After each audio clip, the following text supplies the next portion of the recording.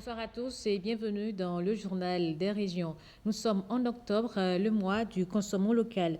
Occasion pour les communes de valoriser les produits et autres attractions du terroir. Les départements de Lomé et du Plateau ne restent pas en marge de l'événement. Ils abritent la 5e édition de la foire du consommant local.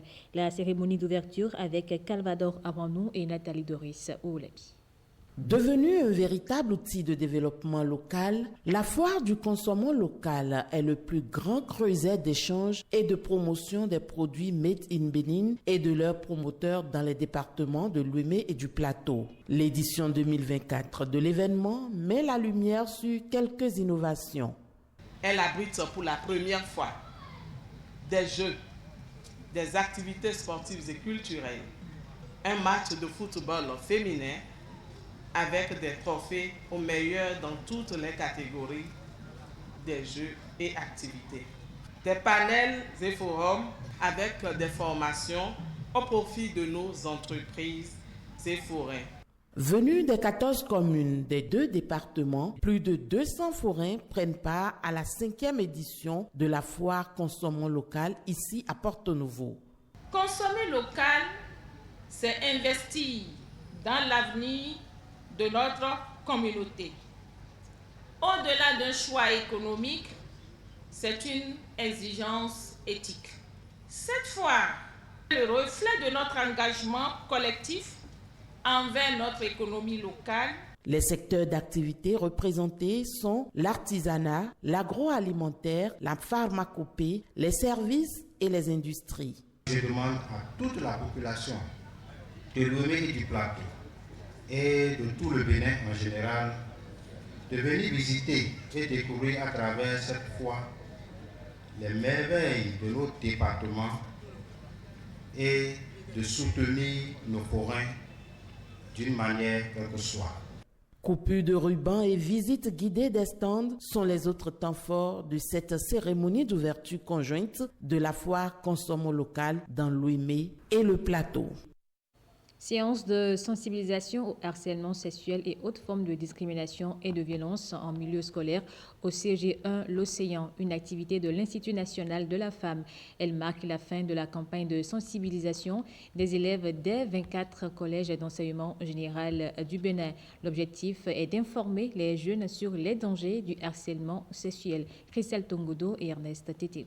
Le harcèlement scolaire, une réalité inquiétante au Bénin, mais grâce aux 24 sensibilisations menées par l'INF dans les établissements scolaires, la prise de conscience est tangible. Au CG de l'Océan, les élèves ont manifesté une meilleure compréhension du phénomène et un engagement renouvelé pour lutter contre ce mal en dénonçant leurs bourreaux. J'ai retenu beaucoup de choses, mais en particulier, j'ai retenu que quelle que soit l'influence du personnage qui nous harcèle, nous devons le dénoncer.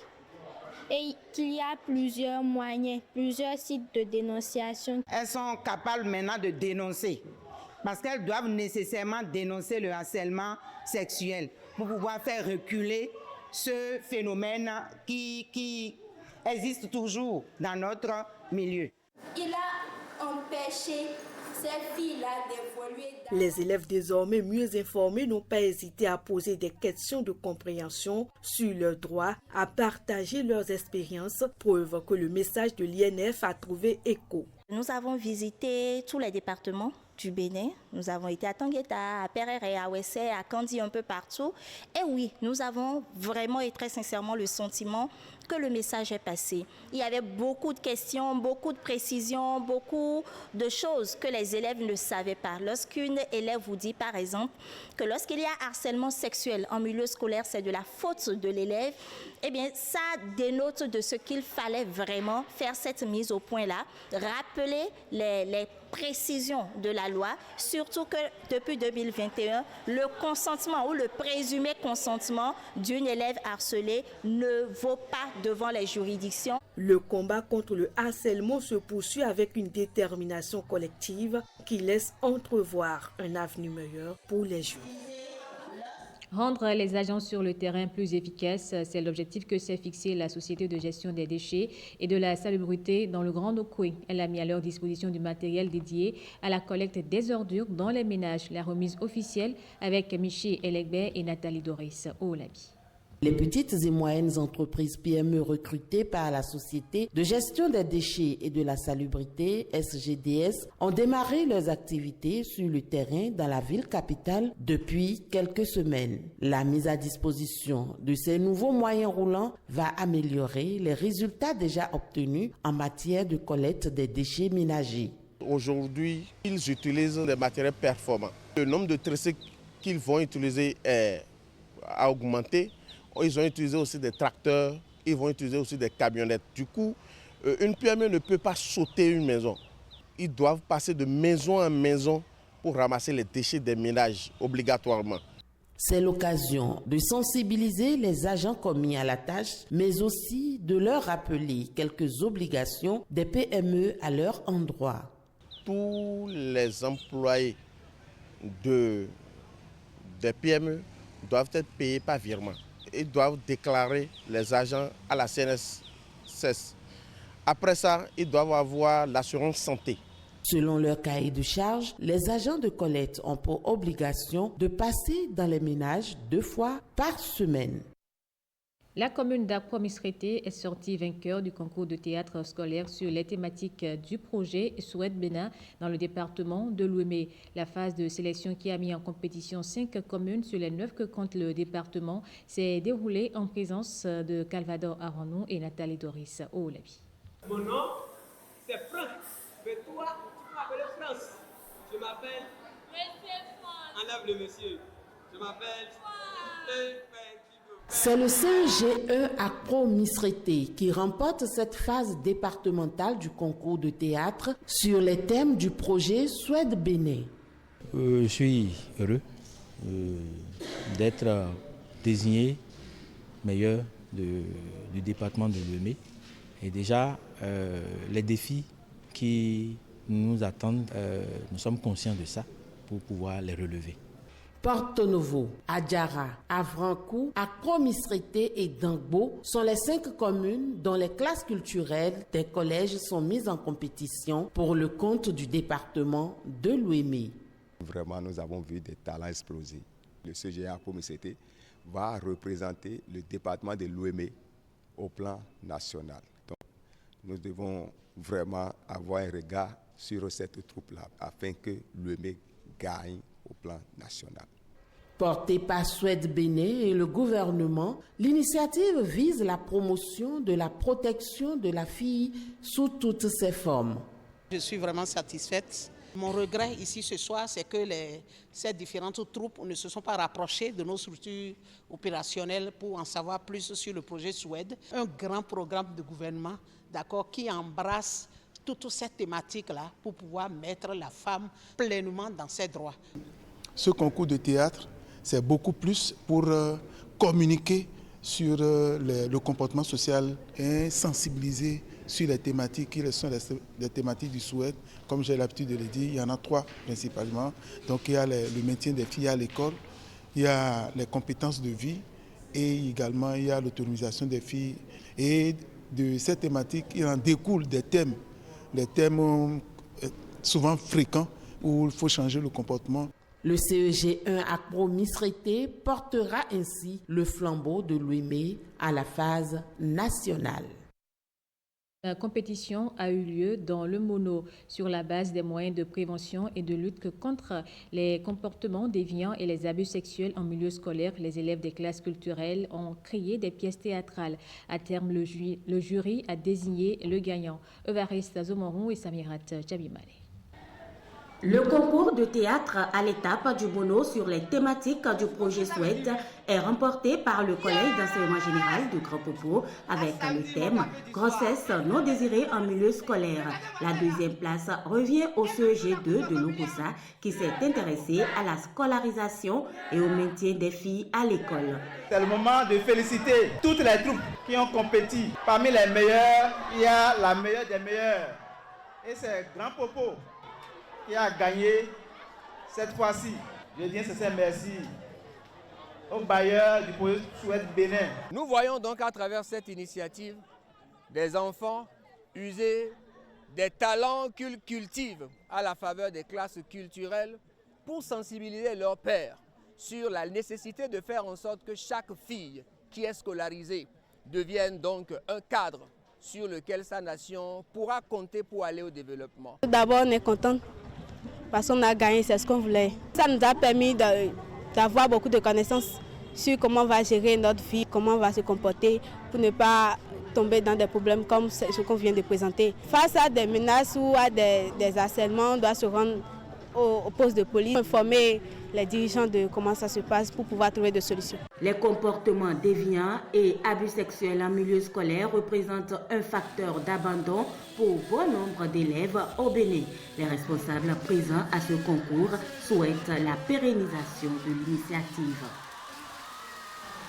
La ville de Dassa-Zoumé a accueilli la 5e édition du Cross de la rentrée. C'est une compétition de course où la persévérance, l'endurance et la capacité de l'athlète à contourner des obstacles sont les qualités recherchées. La compétition a mobilisé des centaines de participants au CEG1 Dassa. Pierrette Adriossi pour les précisions. Près de 2000 athlètes des catégories de moins de 17 et de 19 ans ont participé à ce cross de la rentrée. Dans la persévérance et la bravoure, ces athlètes venus de 36 collèges des communes de Dassa, Savalou, Glazoué et Savé ont parcouru respectivement 5 et 7 kilomètres des chantiers difficiles. On a commencé par courir. Je ne retrouve plus une fille derrière moi. Par la grâce de Dieu, je me suis retrouvée devant. J'ai en joie de faire l'athlète. C'est pourquoi je participe pour voir si je peux. Félicitations pour vous les jeunes, brûlés par le soleil, tapissés par les pavés. Mais vous avez couru et vous êtes venus à bon port. La course vise non seulement à dénicher les talents d'athlètes qui sommeillent en nos collégiens et nos lycéens, mais également réveiller chez la jeunesse la passion pour les activités sportives. Le cross de la rentrée est une activité qui nous permet et qui nous donne l'occasion et pour notre ministère de détecter des talents tout en permettant à la Ligue régionale et à la Fédération de l'athlétisme de découvrir le potentiel riche et inexploité de nos communes. Parmi vous, il y en aura en fonction de leur catégorie d'âge qui vont représenter notre pays aux compétitions internationales. Félicitations aux meilleurs qui se sont révélés et courage à tous ceux qui ont osé s'inscrire. Les premiers des catégories U17 et U19 ont reçu chacun une enveloppe financière de 100 000 francs CFA. Les filles, quant à elles, ont bénéficié d'une enveloppe de 150 000 francs CFA. Les 15 meilleurs talents révélés de cette 5e édition du Cross de la rentrée ont été aussi récompensés. La Fédération béninoise de handisport a organisé à Djougou un championnat sous-régional de handi-basket. Thème mobilisateur, inclusion sociale des personnes handicapées par le handi-basket. 5 équipes venues de Cotonou, Parakou et Djougou ont manié avec passion la balle au panier. Jean-Claude James et Yves Agodopessi étaient dans les gradins. New leader de Cotonou savoure fièrement son titre de champion. L'équipe a fait un parcours sans faute. 4 matchs, 4 victoires. Buffle, Galaxy, Lyon, avec 2 victoires chacune, occupent la 2e, 3e, 4e place et Wanrou Sessourou la 5e avec 0 victoire.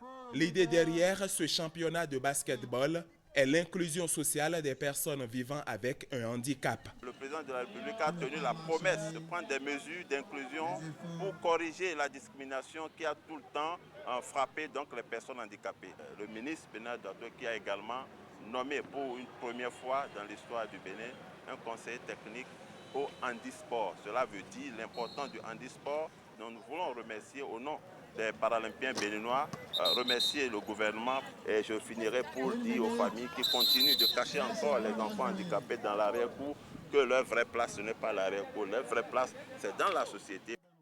Les athlètes ont retrouvé le sourire, celui de renouer avec leur passion grâce au partenariat fructueux Comité national paralympique, ministère des Sports.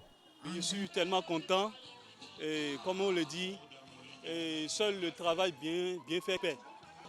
Je ne peux pas remercier les gens et oublier le président de la fédération et ses coéquipiers aussi.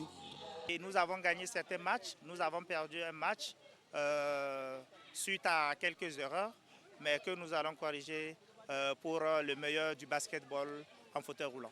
Mes impressions sont d'abord bonnes parce qu'on ne s'attendait pas à avoir une compétition aussi riche.